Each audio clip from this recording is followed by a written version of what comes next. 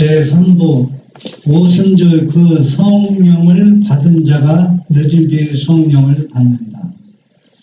요즘 많은 사람들이 제일 관심을 갖고 또 최선을 다해서 늦은 비의 성령을 받기 위해 분주히 활동하고 또 성경을 연구하고 모임을 갖습니다. 그러나 아무리 그렇게 애를 쓴다 할지라도 사단도 이에 비례해서 역사하기 때문에 우리가 하나님 말씀을 어떻게 연구하고 순종하는가, 예수님이 제자들에게 주신 그 말씀을 가감하면은 절대로 아무리 모임이나 성경을 연구하고 기도한들 늦은 비 성령을 받지 못합니다.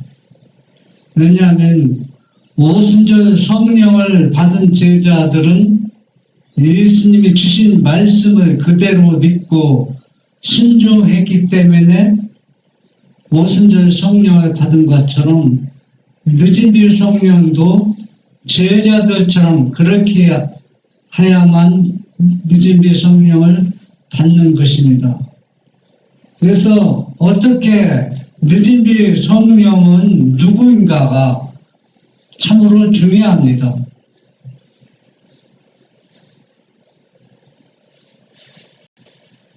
마태복음 28장 19절 20절 보면은 그러므로 너희는 가서 모든 족속으로 제자를 삼아 아버지와 아들과 성령의 이름으로 침례를 주고 내가 너희에게 분부한 모든 것을 가르쳐 지키게 하라.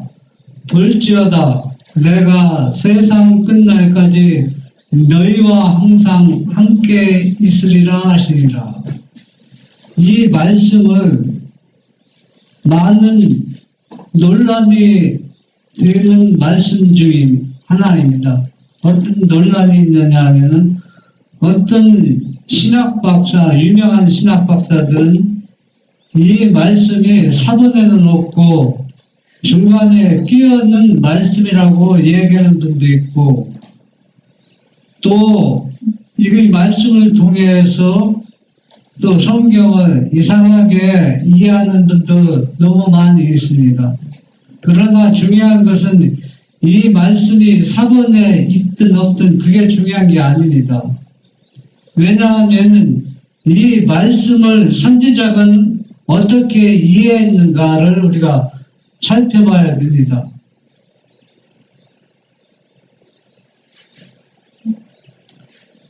고린도후서 13장 13절 이 말씀은 관주 성경이 그 연구하는 그 방법을 지금 제시하고 있습니다. 우리가 조금 전에 읽은 그 말씀이 있잖아요. 그 말씀과 이 말씀이 일맥상통하는데 여기에는 주 예수 그리스도의 은혜와 하나님의 사랑과 성령의 교통하심이 너희 우리와 함께 있을지어다. 먼저는 아버지와 아들과 성령의 이름으로 침례를 주라는 말씀이 있는데 여기에서는 주 예수 그리스도의 은혜와 하나님의 사랑과 성령의 이름으로가 아니라 성령의 교통하심이 너희 무리와 함께 있을지어다 했습니다. 그러면은 선지자는 이 성령을 우리에게 어떻게 제시해주고 있느냐 하면은 한 인격체를 소유한 그 성령으로 제시해 준 것이 아니라 여기는 아버지와 아들을 우리가 교통해야 되는데 그 인격체로 우리가 교통할 수 없으니까 그분들의 영을 통해서 우리와 교류하고 교통하는 것을 이 선지자는 설명하고 있는 것을 볼 수가 있습니다.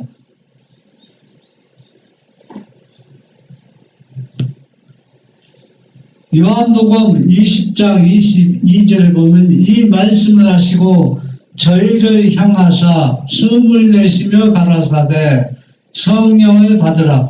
이 말씀의 배경은 예수님이 우리의 완전한 속죄물로서 금요일날 돌아가시고 일요일날 새벽에 부활하시고 또 일요일날 밤에 제자들이 두려워서 그 의지하던 선생이 무덤에 있다고 생각했는데 무덤에 가보니까 이게 무덤에 비어있고 예수님은 어디 갔나 종적을 알 수가 없습니다.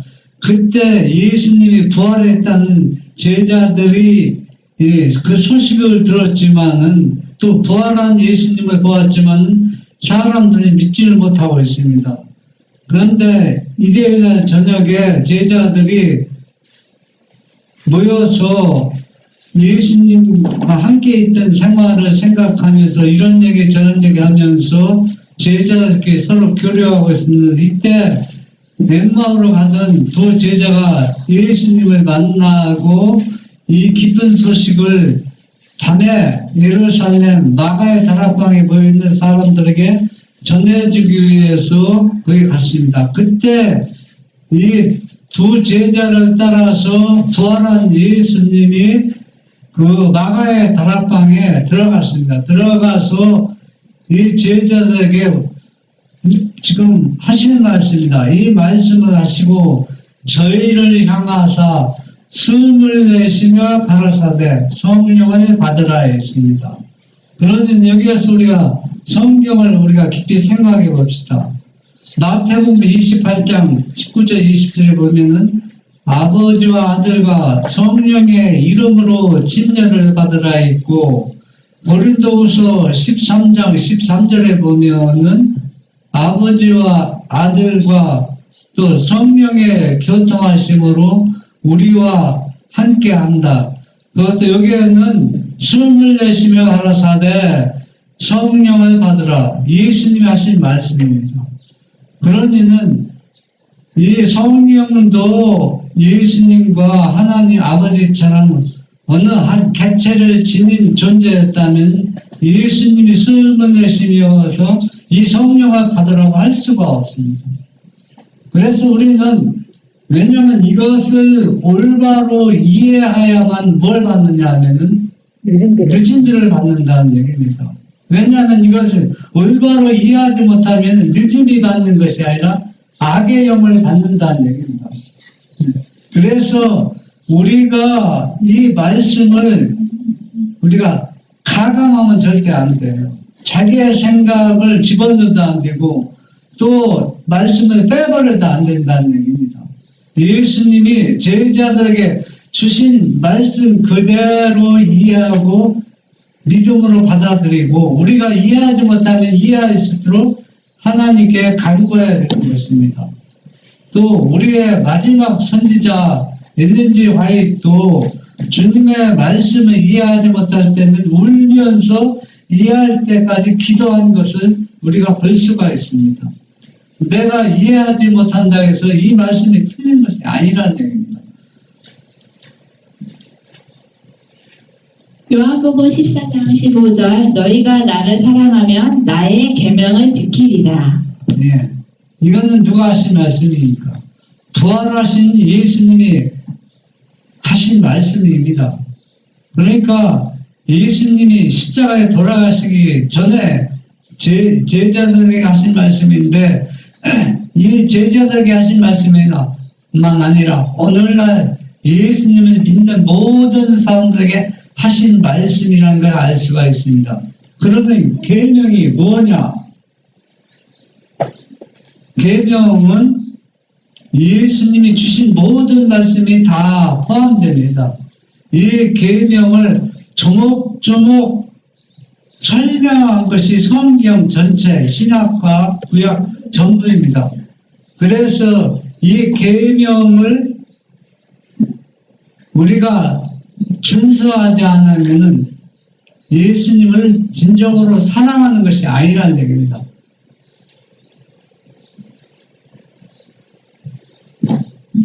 마태복음 18장 20절 두세 사람이 내 이름으로 모인 곳에는 나도 그들 중에 있느니라. 예.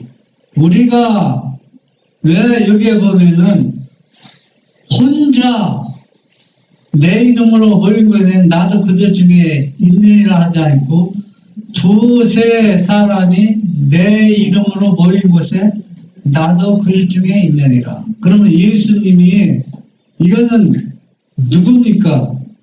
성령의 이름으로 침례를 주라는 그 성령이 바로 누구냐? 예수님 자신입니다. 그 자신이, 예수님 자신이 두 사람 이상 모였을 때 내가 그들과 함께 하겠다는 얘기입니다. 그럼 여기에서 예수님이 인성을 쓸 때 인격체로 오시는 것이 아니라는 얘기입니다. 인격체로 오시지 않기 때문에 결국은 뭐냐? 그분의 영으로 오는데 왜 두세 사람이 내 이름으로 모인 곳에 내가 그들과 함께 하겠다. 우리는 혼자 예수님을 믿을 수 없으니까 혼자도 열심히 믿을 수 있습니다. 그러나 우리가 주목해야 할 부분이 있습니다. 혼자는 온전하지 못해요. 왜 온전하지 못하냐? 아무리 최선을 다한다 할지라도 혼자는 자기 자신을 바라볼 수가 없어요. 두 사람이 모이면은 두 사람의 대화 중에 나하고 안 맞는 게 있어요. 그러면 어떻습니까? 여러분이 마음에 뭐가 일어나죠. 저 사람이 생각하는 게 잘못되었네. 그러면 화도 나고 분노도 나고 자아도 더 살아나고. 그러나 우리가 오순절 성령을 받은 사람은 성경 말씀이 일치가 안 됐습니다. 그러나 일치가 안 됐지만 서로 합심해서 계속 매일 기도할 때 다른 생각들, 성경이 다르게 생각됐던 것들이 하나로, 진리로 하나로 연합하게 되었습니다. 그럴 때 오순절이 내리게 되었습니다. 늦은 비도 똑같습니다. 늦은 비도 성경 말씀 진리가 하나가 되어야 됩니다. 그러니까 두세 사람이 모인 곳에서 생각하는 것, 진리가 하나로 될 때 뭐가 내리냐면 늦은 비가 내린다는 겁니다. 그렇기 때문에 혼자 모인 곳이 아니라 두세 사람 이상 모인 곳에 내가 너희와 함께 하겠다 하신 말씀을 우리가 깊이 생각해 봐야 할 문제라는 얘기입니다. 요한복음 12장 26절 사람이 나를 섬기려면 나를 따르라. 나 있는 곳에 나를 섬기는 자도 거기 있으리니 사람이 나를 섬기면 내 아버지께서 저를 귀히 여기시리라. 예, 지금 나오는 성경 절들은 마태복음 28장 19절 20절을 관주를 통해서 지금 우리가 성경을 연구하고 있는 겁니다. 거기에 보면은 19장 19절 20절에 보면은 그 성경 말씀 내용들이 있잖아요. 그 내용들을 지금 거기에 나오는 것이 왜 관주는 누구를 가리키냐면은 아버지와 아들과 성령의 이름을 가지고 나오는데 거기에는 그 성령이 나오는 등장하는 존재가 예수님처럼 아버지처럼 따로 존재하는 인물이 아니고 이 성령은 바로 누구냐? 아버지와 아들이라는 것을 지금 가르치고 있는, 우리에게 가르치고 있는 것입니다. 그러면은 우리가 신학을 보면은 아버지와 아들과 성령의 이름으로 침례를 주라고 했으면 거기에 얼마나 많은 사람들이 침례를 받았어요. 그런데 다른 성경에는 성령의 이름으로 침례를 받으라고 하는 것이 없어요. 마태복음 28장 19절 20절 이하는. 그러면은 이 성령의 이름이라는 것은 지금 많은 사람들이 왜곡하는 것처럼 한 인격체를 소유하고 있는 존재가 아니라 아버지와 아들의 같은 그 존재라는 것을 지금 가르치고 있는 것을 지금 제가 지금 말씀해 드리고 있는 것입니다. 사도행전 8장 9절 10절 보면 밤에 주께서 환상 가운데 바울에게 말씀하실 때 두려워하지 말며 잠잠하지 말고 말하라.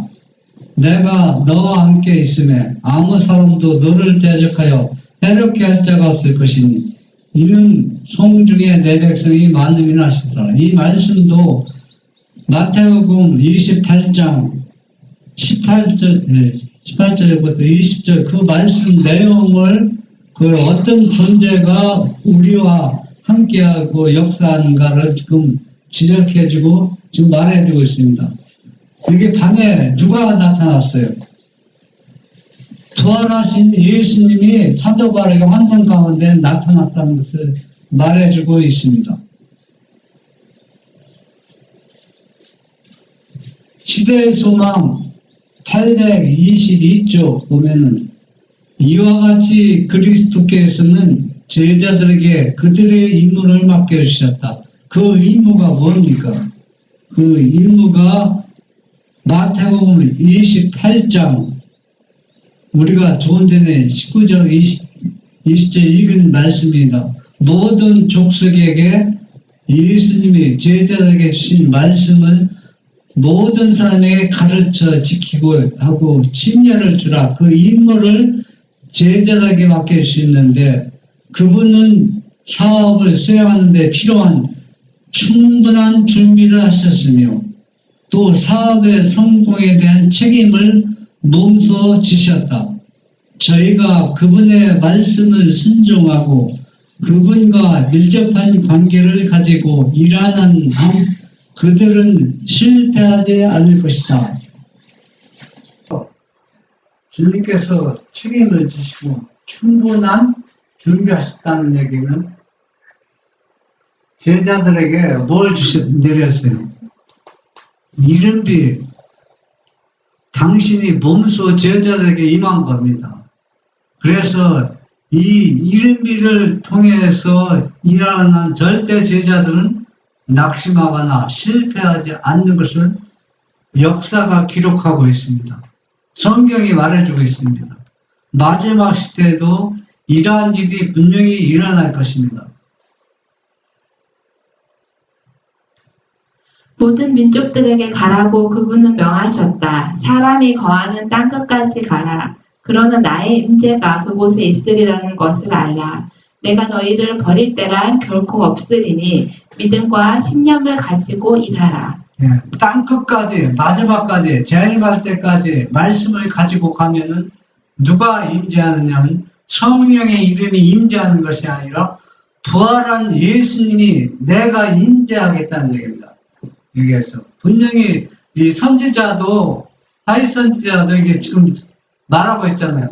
아버지 아들과 성령의 이름은 다른 객체로 이해한 것이 아니라 부활한 예수님 자신이라는 것을 이 선지자가 얘기하고 있습니다. 그래서 이 선지자가 지금 예수를 통해서 받은 건데 네가 땅끝까지 가면은 누구 임재가 나의 임재라는 부활한 예수님이 임재하겠다는 그 약속을 지금 이 선지자가 그 믿음과 신념을 가지고 일하라고 우리에게 지금 당부하고 있는 것입니다.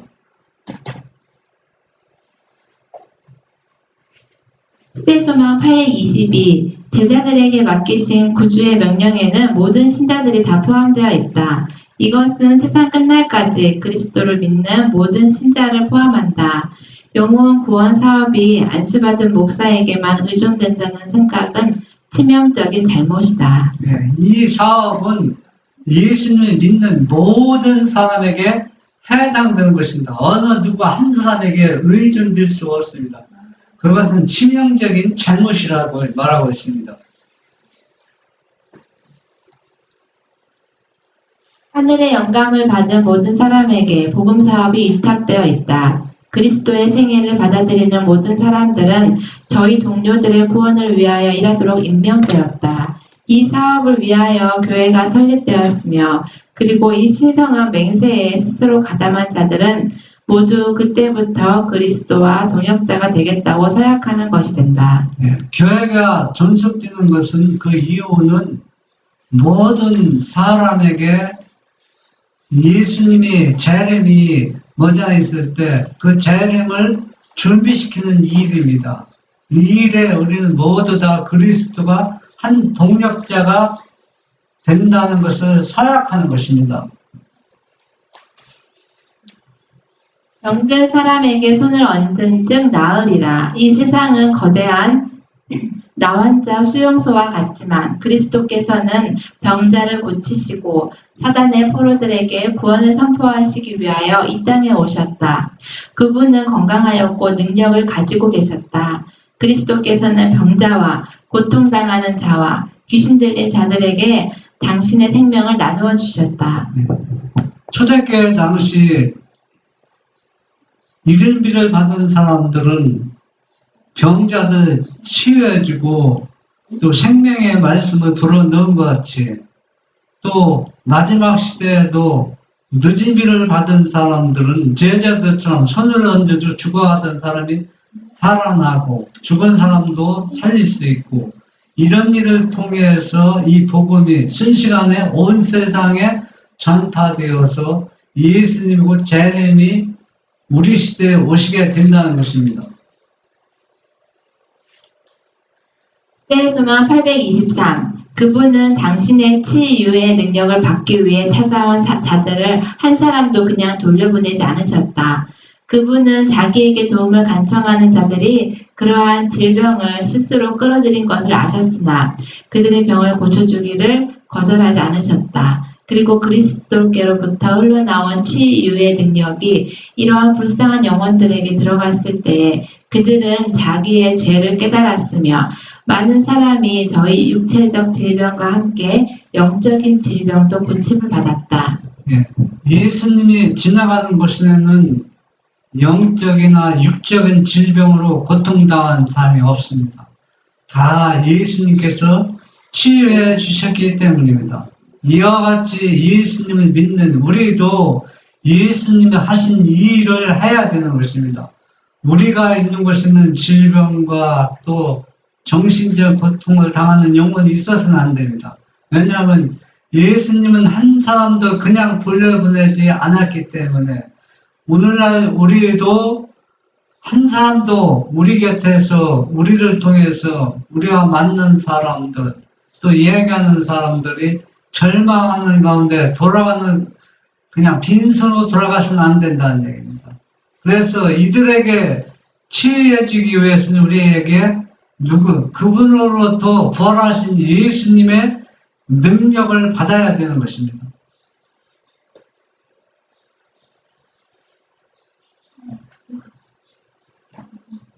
복음은 그때와 마찬가지로 지금도 똑같은 능력을 가지고 있는데 왜 우리는 오늘날 그와 똑같은 결과를 보지 못하는가? 그리스도께서는 고통당하는 모든 사람의 비애를 느끼신다. 악한 영들이 인간의 몸을 해칠 때 그리스도께서는 저주를 느끼신다. 왜 예수님 때와 또 예수님이 승천하고 또 제자들이 일할 때는 하늘의 능력을 받아서 고통당하는 사람들을 그 비애의 짐을 덜어줬는데 왜 오늘날은 우리가 이 일을 하지 못하는가? 이것을 예수님이 하늘에서 보실 때는 얼마나 비애를 느끼겠습니까? 그때는 했는데 왜 지금은 못하는가? 지금은 악의 영들이 너무 활동의 범위가 커서 활동이 너무 많아서 예수님 영을 통해서 활동하는 그리스도는 없는가? 있습니다. 있는데 왜 안 되는가? 그분으로부터 우리가 능력을 받아야 됩니다. 능력을 받지 않고는 우리가 이 일을 할 수 없습니다. 우리가 능력을 받지 못한 그 모습은 하늘에서 비애를 느낄 정도로 예수님께서는 얼마나 우리를 보시고 안타까워하시겠습니까? 열병이 금생의 생명을 불태우고 있을 때 그분은 괴로움을 느끼신다. 그리고 그분은 당신이 이 땅에 계시던 때와 똑같이 지금도 즐겨 병자를 고치신다. 그리스도의 종들은 그분을 대표하는 자들이며 그분이 일하시는 통로이다. 그분은 그들을 통하여 병 고치는 능력을 행사하시기를 바라신다. 지금 예수님은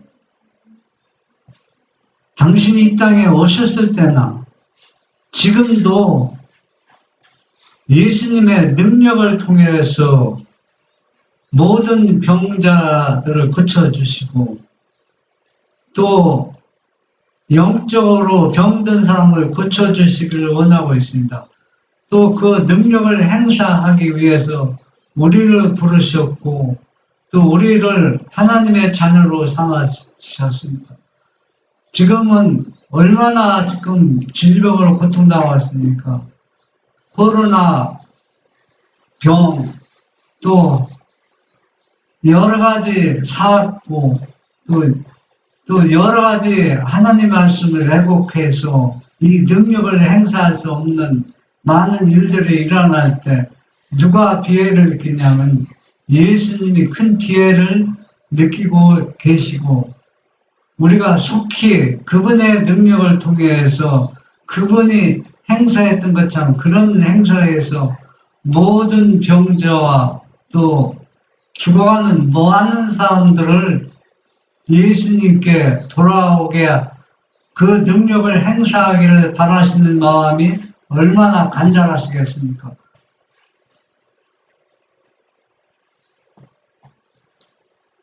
병을 고치시는 구주의 방법에는 제자들에게 필요한 교훈이 들어 있었다. 한 번은 그리스도께서 진흙을 이겨 소경의 눈을 바르시고 이르시되 실로암 못에 가서 씻으라 하시니 이에 가서 씻고 밝은 눈으로 왔더라.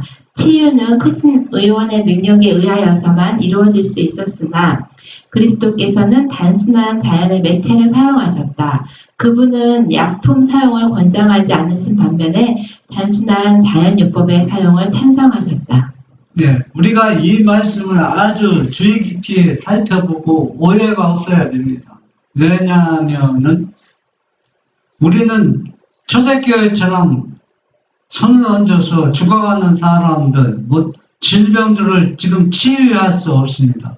그렇다고 우리가 절망만 하고 있어야 되느냐? 절대 그렇지 않습니다.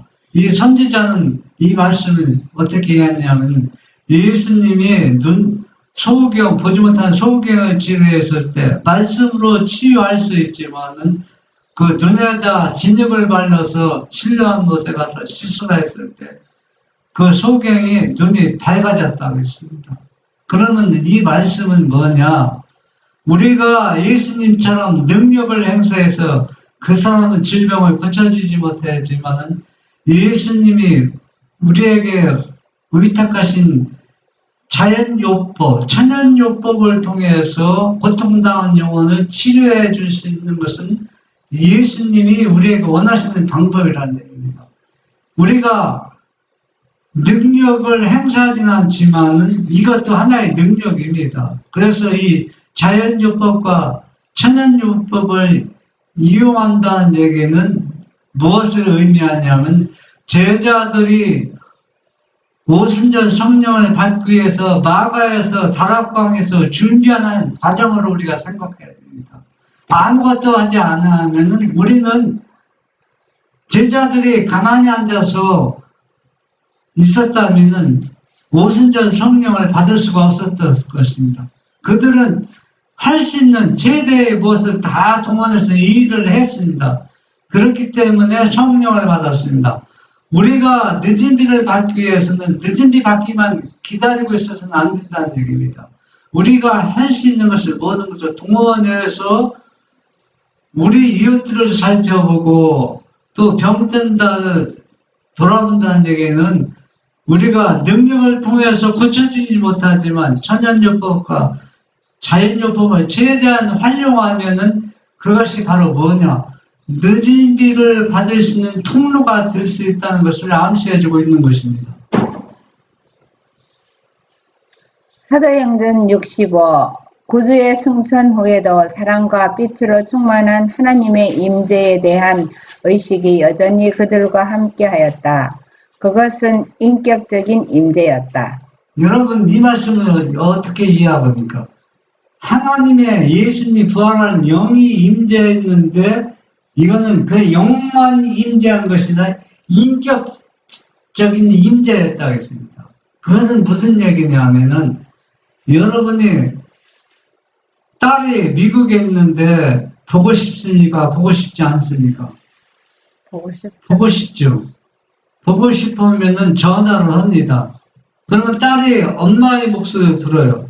그러면 엄마의 목소리를 들었지만은 엄마가 눈에 보입니까? 안 보입니까?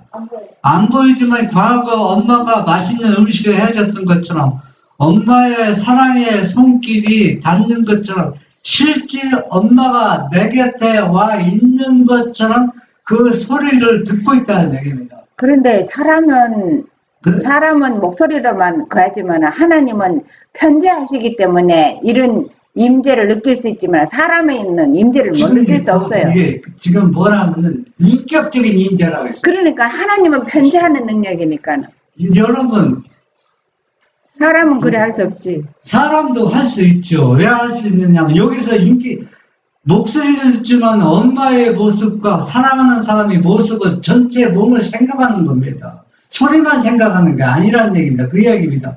그러면 여기서 인격적이라는 얘기는 예수님이 인성을 쓰시고 이 땅에 오셨을 때 사람들에게 행했던 그 모습이 보잖아요. 그 모습 그대로 임재한 것처럼 느낀다는 얘기입니다. 그렇다고 해서 인격체를 가진 그 몸으로 우리 마음에 들어왔다는 얘기가 아니라는 얘기입니다.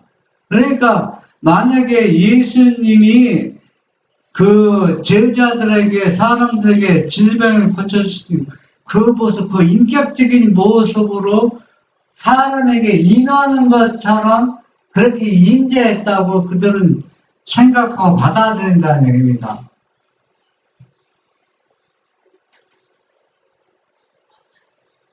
사도행전 65 그들과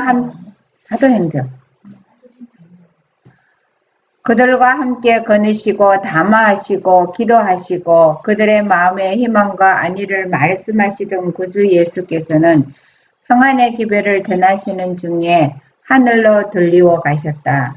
천사들의 수레가 그분을 영접하였을 때 볼지어다 내가 세상 끝날까지 너희와 항상 함께 있으리라는 말씀을 그들에게 하셨다. 그분은 인성을 쓰시고 하늘로 승천하셨다. 우리가 지금 이 선지자가 왜 지금 관주 성경 마태복음 28장 19, 20절을 인용하면서 관주를 성경에 연구하면서 예언의 시를 왜 이렇게 연결시켰는가 우리가 주목해 볼 필요가 있다는 얘기입니다.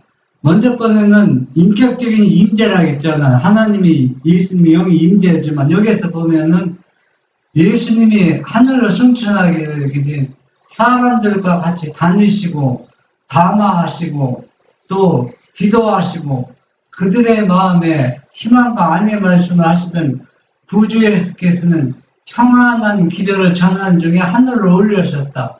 그 모습이 바로 그분의 영이 임재할 때 그 예수님 행할 때 그 모습 그대로 우리에게 임재하는 겁니다.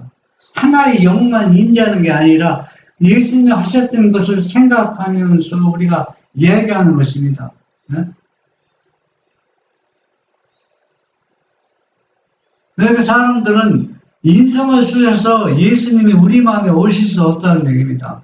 그런데 성경과 예언의 시는 그렇게 성경을 이해하고 있지 않다는 얘기입니다.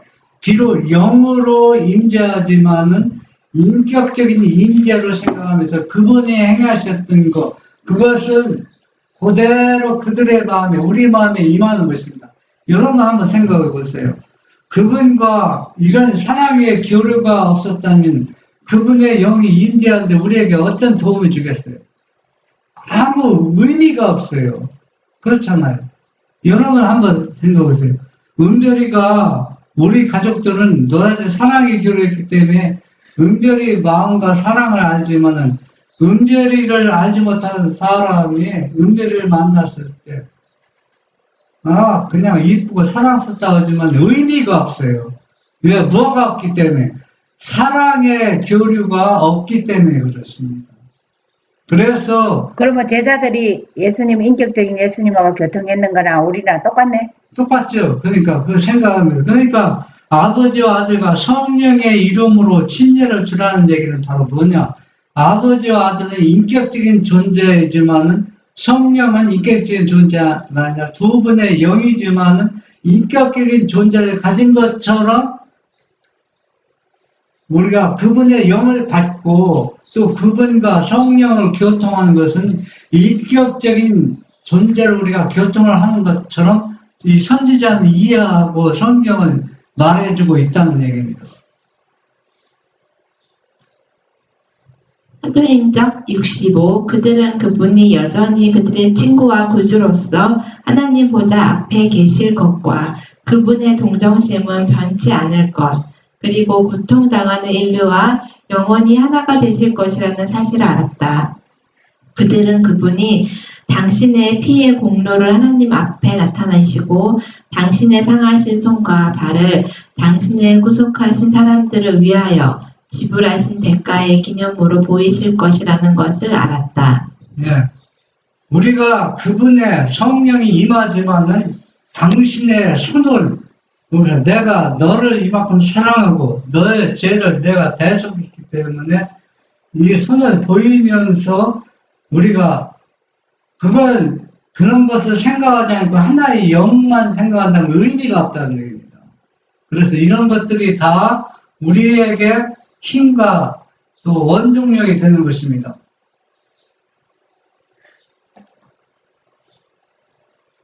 이러한 생각들은 그들로 하여금 그분을 위하여 당하는 비난을 굳세게 참을 수 있게 하였다. 그분과의 연합은 그가 몸소 그들과 함께 계시던 때보다 지금 더욱 강하였다. 내재하시는 그리스도의 빛과 사랑과 능력이 그들을 통하여 비쳐나와 바라보는 사람들을 놀라게 하였다. 네. 우리는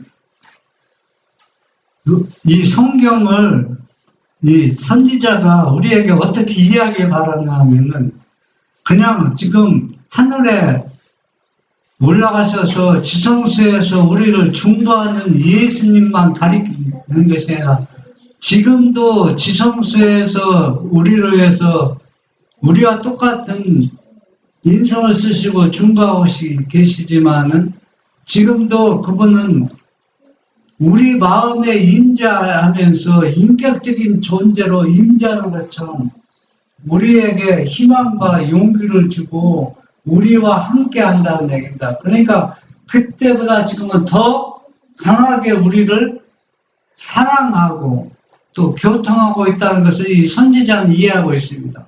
그렇기 때문에 우리가 이 말씀을 믿음으로 받아들일 때 우리는 뭘 받는다는 겁니까? 늦은 비를 받는다는 얘기입니다. 이 말씀을 우리가 올바로 이해하지 못하면은 절대로 늦은 비를 받지 못해요.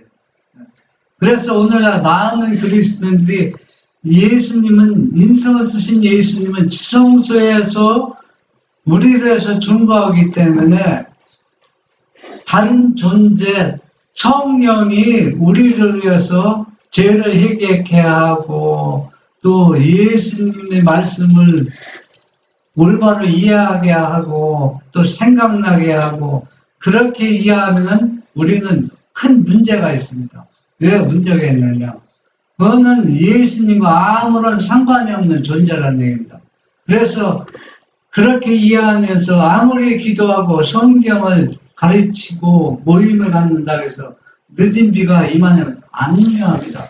그거는 절대 악의 영이 임하는 길을 마련해주고 있습니다. 그래서 우리는 마태복음 28장 19절 20절 우리는 바르게 이해하고 이 말씀을 가감하지 말고 그대로 순종할 때 우리는 뭘 받는다? 늦은 비를 받고 또 우리가 늦은 비를 받아서 예수님이 행하신 것처럼 우리는 불행한 사람들, 절망하는 많은 사람들을 그들에게 새 생명을 불어주고 희망을 넣어주는 우리 모두가 되시기를 바랍니다. 아멘.